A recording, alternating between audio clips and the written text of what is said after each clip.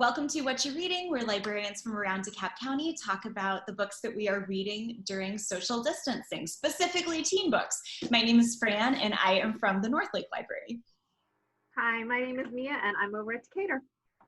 And I'm Nicole. I'm from the Harrison Crossing Library. One more time, shout out to our friend Angela, who is typically here with us on these videos, but can't join us at the moment. We hope that you are back very soon, Angela. Sending love. This time we are talking about books that have either been, we're all doing this a little bit differently, but in general, the theme is book to movie. It may actually be book to TV show, it may be book to upcoming movie, it may be TV show to book, but either way, it is that age-old discussion, which is better, the book, the print version or the film version. So I'm going to go first. The book that I chose is Looking for Alaska by John Green. This was the very first John Green book that I ever read. I think maybe back when this was his only book. I really enjoyed it. I know that John Green gets like a lot of flack for writing about manic pixie dream girls, but I think that he does it in a way that doesn't, make them sound so hot. Like they don't save anything in anybody's life. They just exist. And then you kind of, fortunately in this one, have to figure out what to do with their life, with your life once they're gone. So this one can be a little bit sad.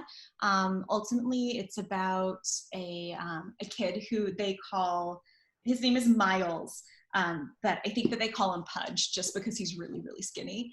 And he goes to a private school and he meets this girl, Alaska, and all of her friends and falls in with them.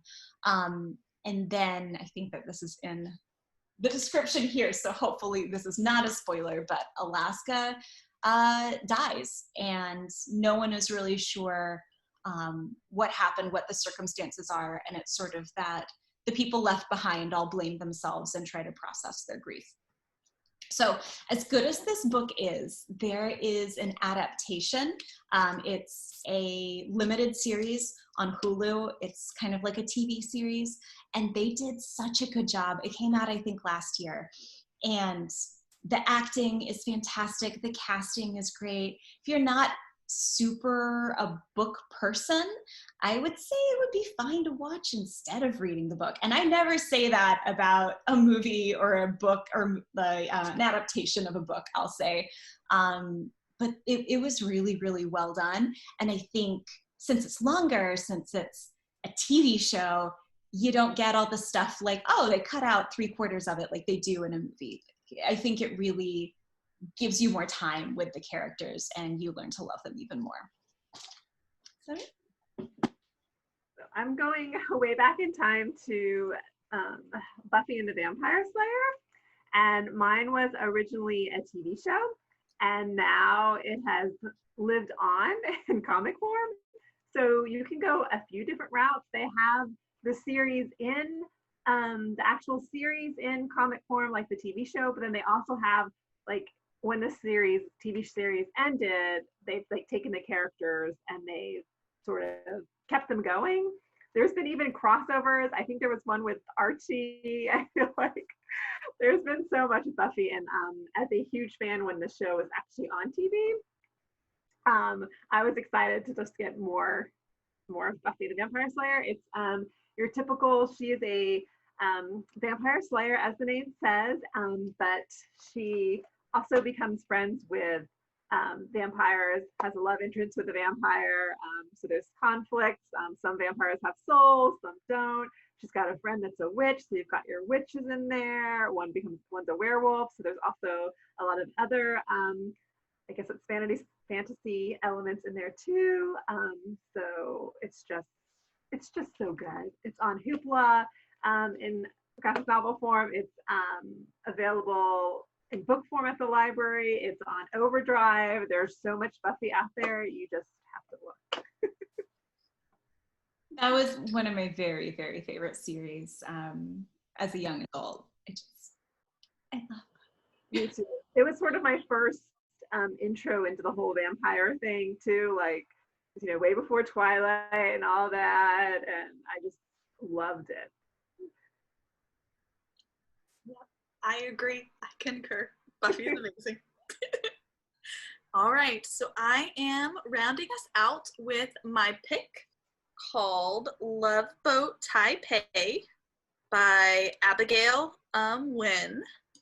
And it is being made into a television show by the same people who did, what was it, Fran? It was... To All the Boys I Loved Before. Yeah. So good. fingers crossed. That's a good one. Yeah. Fingers crossed it does good. I'm about halfway through this book so far, and it really reminds me of The Way You Make Me Feel by Maureen Gu, or When Dimple Met Rishi, if you've read that book. It's about a girl named, this book is about a girl named Ever, who the summer before her first year in college is told that she has to go to Taiwan for an educational program, and she doesn't want to go.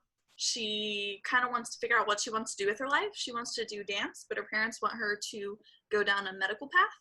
And so she goes to Taiwan for this educational program, and it turns out it's